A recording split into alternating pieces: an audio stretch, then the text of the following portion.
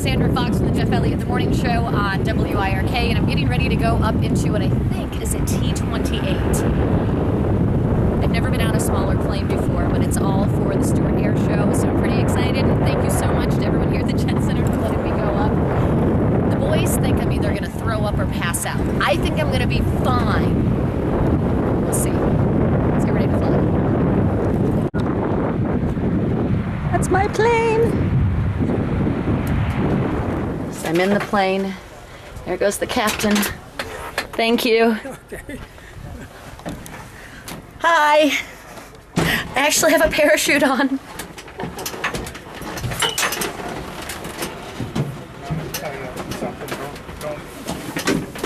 To get out of this thing, all you gotta do is pull this lever. But you ain't gonna do that. Don't do that in flight. Okay. Otherwise you'll be bobbling all over the place. See if you can lean forward. Okay, it's got you locked in. Got me locked in. Okay, being locked in is very good. That's a good thing. The only thing I'm going to say is if you have to get out, you just trip this one here. You don't take none of the others off. Okay.